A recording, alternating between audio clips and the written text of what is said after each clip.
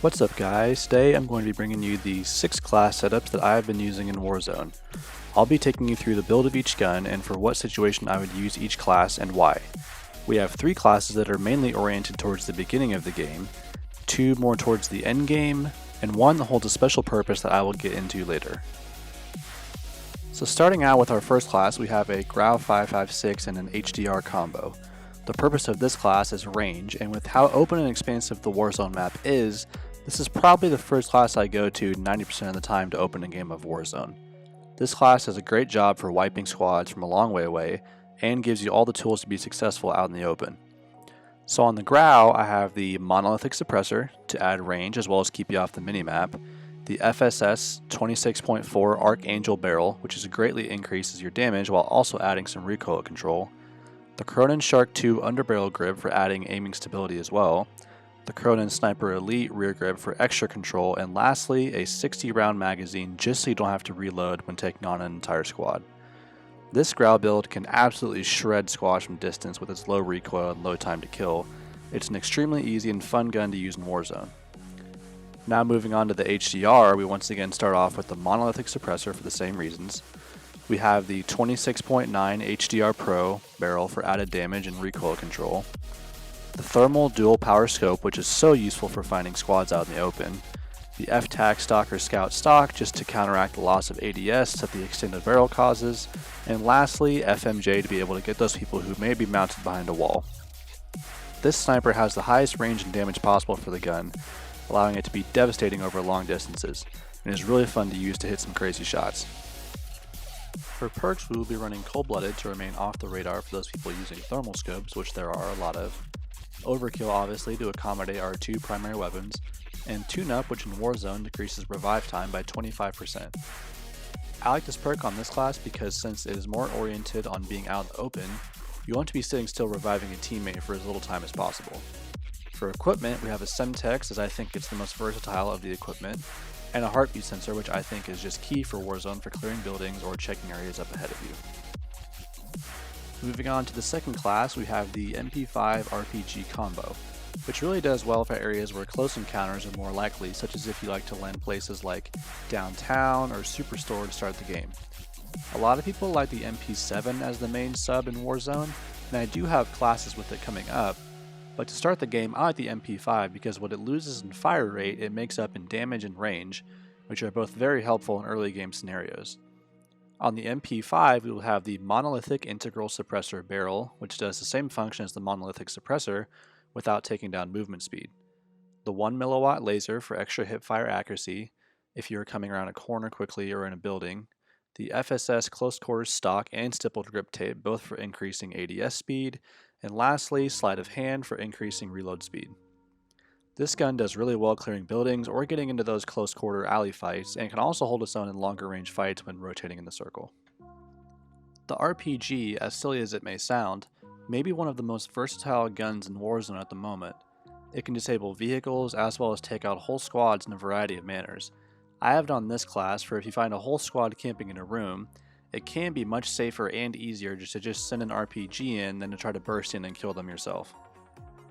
For perks for this class, we will once again have Cold-Blooded, Ghost this time, which is super helpful for staying under the radar while in a building from UAVs or heartbeat sensors, and as well as Amped to be able to quickly reload your RPG if needed. It also has a Semtex and heartbeat sensor for the same reasons as the class before. The last class that is designed for early game scenarios is meant to be a balanced option that takes the best of the previous 2 classes and puts them into one. And it's designed for squads who tend to get into all sorts of battles, whether it be at longer ranges or within buildings. It utilizes an M13 build as well as the same HDR from the previous class. The M13 once again has the Monolithic Suppressor, the Tempest Marksman Barrel for added damage and recoil control, the FSS Close Quarters Stock and Stippled Grip Tape for faster ADS, and the 60 round magazine for less reloading per engagement. I chose the M13 for this class because it naturally has a high fire rate and low recoil, so it does well in close quarters fighting.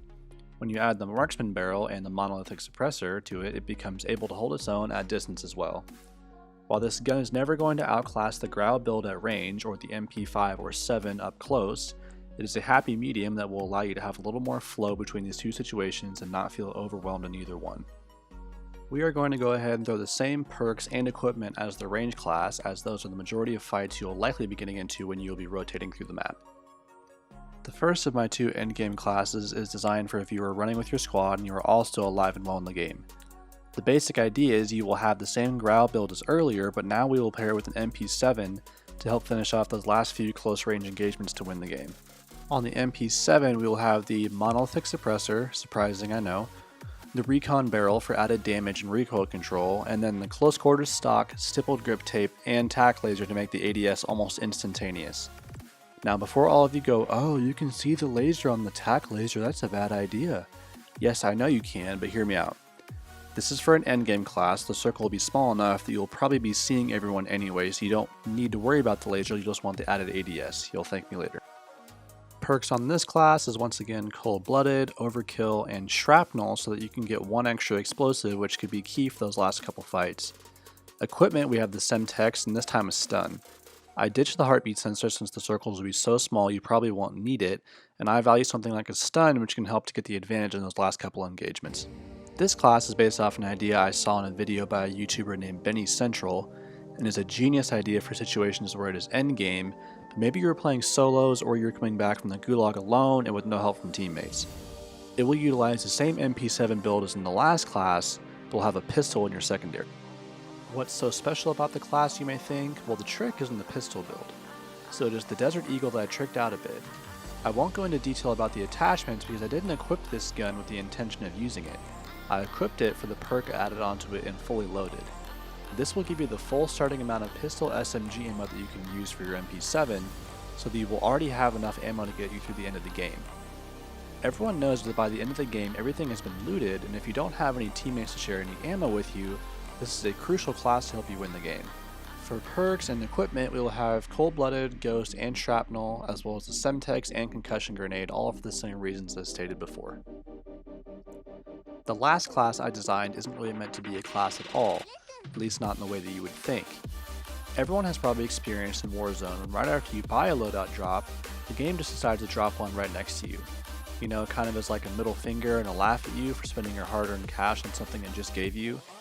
Well, now you can get the game back by making something useful out of this situation. You see, what you will do is get any of your overkill classes first that you want to use for the game, then run to the loadout drop and pick up your perks class. The purpose of this class isn't even to get the guns in the class, it is to replace your perks so you can have Ghost but still have your two primary weapons. So pick up your perks class, then just go back to the weapons you dropped and boom, you have overkill, but you are also masked from UAVs and heartbeat sensors. The builds of these guns aren't very important as you won't be using them. The only thing to note is that I put fully loaded on both guns again, just to top you off on ammo if you weren't already full. Well, there you have it guys, those were the 6 Warzone classes that I commonly use. If you made it this far through the video, feel free to give the video a like if you enjoyed, as well as some constructive criticisms or things you would want in the future videos in the comments section. I'm always open for ideas and love to hear you guys' feedback. Hope you enjoyed this video and utilized some of these classes. With that being said, good luck to everyone and I will catch you all later.